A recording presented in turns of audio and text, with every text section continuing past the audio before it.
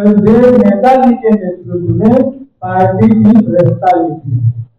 उससे पहले हम समाजवादी जनता पार्टी में थे, क्योंकि समाजवादी पार्टी 1992 में बनी, तो 91 में समाजवादी जनता पार्टी में था। सरदेव नेताजी भी समाजवादी जनता पार्टी में ही थे। उस समय मतदान हो रहा था, मतदान के दौरान में पोलिंग के एजेंट था और वहां हमारे ऊपर एक मुकदमा भी दर्ज कराया गया कि आप फर्जी मतदान करते हैं, फर्जी मतदान करवा रहे। इस बात को लेकर मैं 31 साल तक मुकदमा लड़ा। बाद में समाजवादी पार्टी की सरकार बनी, तमाम लोगों के मुकदमे वापस हुए, लेकिन हमारे बहुत प्रयास करने के बाद भी हमारे मुकदमे को समाजवादी पार्टी की सरकार ने वापस नहीं किया गया। दूसरी चीज, मैं जिला पंचायत का चुनाव लड़ा। चुनाव में 58 वोटों से हार गया, लेकिन समाजवादी पार्टी की सरकार होते हुए मैं मौके पर रिकाउंटिंग के लिए बहुत प्रयास किया, लेकिन मैं चुनाव में रिकाउंटिंग नहीं करा सका। तीसरी चीज, समाजवादी पार्टी में 2018 में प्रदेश सचिव बना अजंता सभा का। पार्टी ने हमसे कहा था कि आपको गोरखपुर फैजाबाद खंड स्नातक निर्वाचन क्षेत्र एमएलसी का चुनाव लड़ाया जाएगा। जब आवेदन करने की बात आई, आवेदन मांगा गया, देश घोषित किया गया आवेदन का, तो मैं जब आवेदन करने गया तो हमको बताया गया कि ऐसा है, इस सीट के लिए टिकट पहले से फाइनल हो गया है, अब आपसे टिकट नहीं मिल पाए। और वो ऐसे कैंडिडेट को टिकट दिया जो गोरखपुर फैजाबाद स्नातक निर्वाचन क्षेत्र में 17 जिले आ रहे हैं, उस 17 जिले के बाहर का कैंडिडेट था। चौथी चीज, मैं स्वर्गीय प्रतिभा तिवारी जी जो समाजवादी पार्टी के राष्ट्रीय उपाध्यक्ष थे, उनके नाम पर मैं बस्ती में विद्यालय चलाता हूँ। हमारे बस्ती में हमारी जो विधानसभा 300 उभरी, उसके विधायक समाजवादी पार्टी के, हमारे बस्ती के सांसद भी समाजवादी पार्टी के। मैं लोगों से कई बार जाके कहा कि विद्यालय पार्टी के राष्ट्रीय उपाध्यक्ष के नाम पे है, हमारे विद्यालय में भी अनुदान करें जो है निधि से दे दीजिए। कई बार प्रयास किया, उसका कोई जवाब नहीं मिला। आज देंगे, कल देंगे, इस साल अगले साल देंगे। अभी जो है 3-4 महीना पहले जो उनसे बात किया विधायक जी से कि भैया जो हमारे विद्यालय में भी आप दे दीजिए कुछ भी, तो उन्होंने कई नाम बताया कि आप जाइए उनसे ले लीजिए। उसके बाद जब उनसे मिला तो उन्होंने कहा ऐसा है, आपको रिविजन के लिए आप 50% एडवांस कमीशन देंगे। इसी तरीके से तमाम बातें मेरे साथ हुई। पार्टी के साथ निष्ठा पूर्वक जुड़ा रहा, लेकिन मौके पर जब मेरी जरूरत पड़ी तो पार्टी ने मेरा साथ नहीं दिया। इसलिए मजबूर होकर फिर हमने नए दल बनाने का जो है निर्णय लिया। 17-18 जून को मैंने जो है पार्टी से त्यागपत्र दिया और त्यागपत्र देने के बाद जो है हमने नई पार्टी बनाने का जो है निर्णय लिया। अब आप लोगों में जो सवाल हो उन सवालों का जवाब दें। पार्टी की विचारधारा क्या होगी और पार्टी को अपना लीडर नेता के लिए पार्टी की विचारधारा क्या होगी, पार्टी किसको अपना लीडर नहीं, हमारी पार्टी की विचारधारा क्या रहेगी? और कौन सी पार्टी? देखिए, हमारे पार्टी की विचार हमारे पार्टी की विचारधारा जो है वो कृषि, स्वास्थ्य और शिक्षा जैसे जो जरूरत की चीज है उसमें परिवर्तन लाने का पूरा प्रयास करेगी।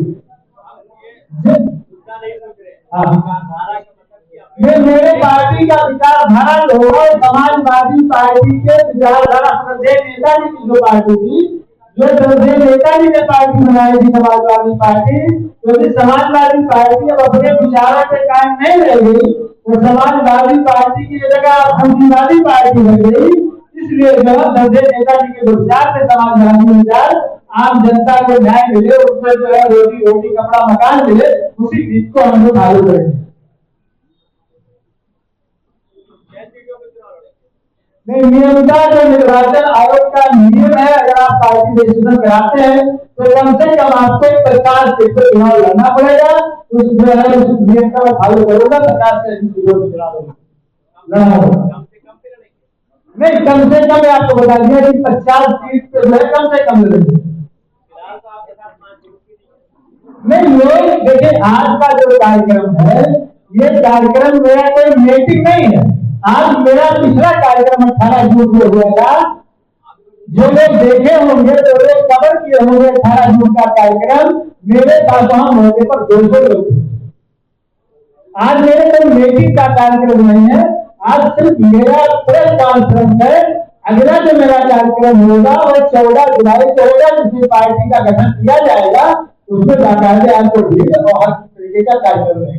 आज आप प्रदेश में 8 पार्टियां रजिस्टर्ड हैं, आपकी 8 हो जाएगी, जिसमें हाल ही में 115 पार्टियों को निष्क्रिय होने की वजह से रजिस्टर्ड निकाल दिया गया है।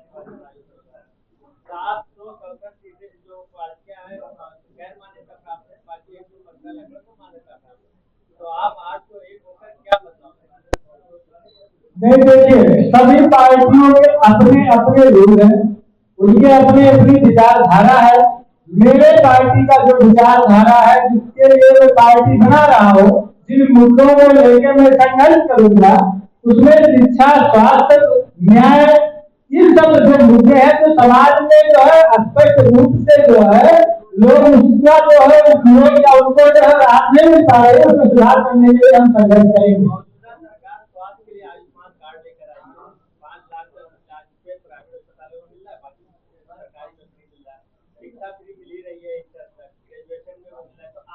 देखिए, जिस शिक्षा की बात आप कर रहे हैं फ्री मिल रही है, शिक्षा फ्री है कहाँ सरकारी स्कूल में? प्राइवेट सारे प्राथमिक विद्यालयों में। हाँ, वही तो कह रहे सारे प्राथमिक विद्यालय में यहाँ से करोगे एलकेजी की फीस 10,000 रुपया महीना है। हाँ, प्राइवेट में बात कर रहे हैं। हमारी कोशिश होगी कि प्राइवेट विद्यालय में जो एलकेजी में फीस 10,000 रुपया महीने की है, उसको घटाकर जो है कम किया जाए, जिससे आम आदमी का बच्चा जो विद्यालय में पढ़ सके। अभी आपने प्रेस कॉन्फ्रेंस बुलाई है और प्रेस के माध्यम से जनमानस को क्या कहना चाहेंगे, क्या है अपील? हमारी अपील यही है कि समाजवादी पार्टी जो है अपने जो है नेताजी के विचारों से भटक चुकी है।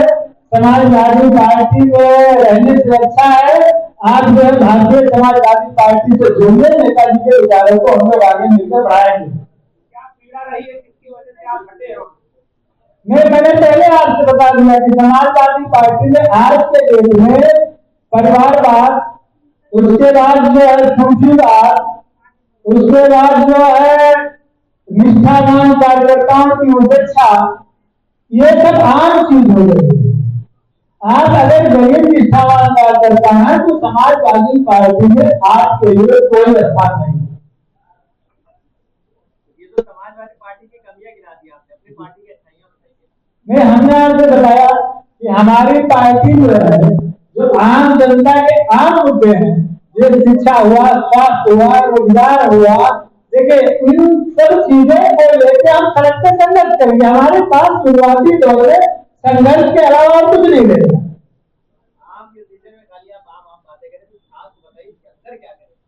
नहीं, किस चीज के अंदर क्या करेंगे? शिक्षा में देखिए, शिक्षा में हम परिवर्तन क्या करेंगे? शिक्षा का जो सिलेबस है आज के दौर में, वो सिलेबस अलग अलग किस्म का, एक विद्यालय में कुछ पढ़ाया जा रहा है, दूसरे विद्यालय में कुछ।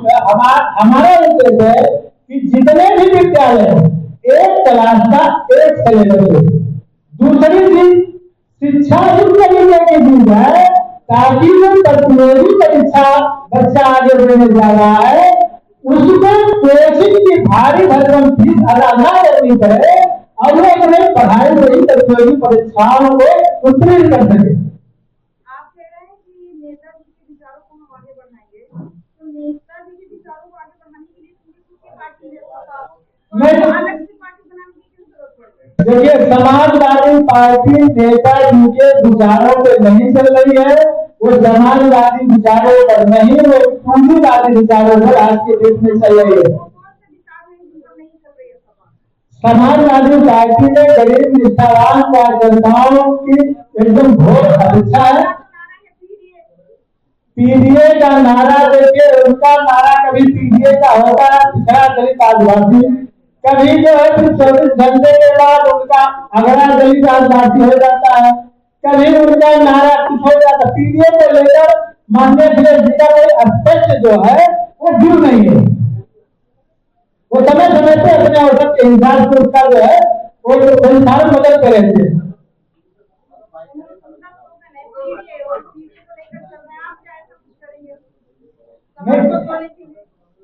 देखिए, समाज को जोड़ने के लिए हमने कह दिया आपसे कि गरीब निष्ठावान कार्यकर्ताओं को सम्मान दिया जाएगा, जिनके पास जो है रोजी कपड़ा मकान नहीं है उसके लिए संघर्ष किया जाएगा।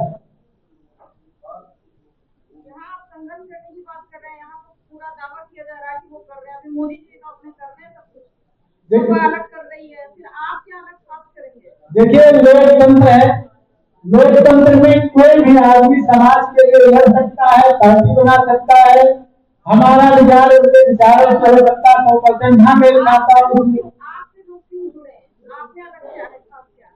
वही तो बता रहे हैं, हम गरीब निष्ठावान कार्यकर्ताओं को हम सम्मान देंगे। जो निचले स्तर के लोग हैं जिनको जो है सरकारी सुविधाएं या जिनकी बात शासन प्रशासन नहीं सुन रहा है, उनकी बात को उनके आवाज को उठाएंगे, उनके बात को शासन प्रशासन में रखेंगे, उनको न्याय दिलाने का काम करेंगे।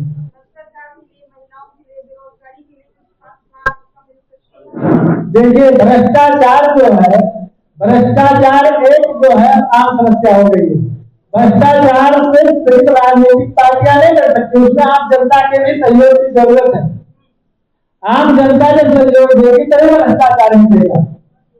भ्रष्टाचार को लेकर हमारी पार्टी एक सेल बनाएगी, उसमें जो तहसील या ब्लॉक या जो बड़े ऑफिस है जो रिश्वत लेके काम करते हैं, ऐसे लोगों को जो है जांच एजेंसियों के माध्यम से रिश्वत देके उनको जो है अरेस्ट कराने का काम करेगी। समाजवादी पार्टी में मैं समाजवादी पार्टी में प्रदेश सचिव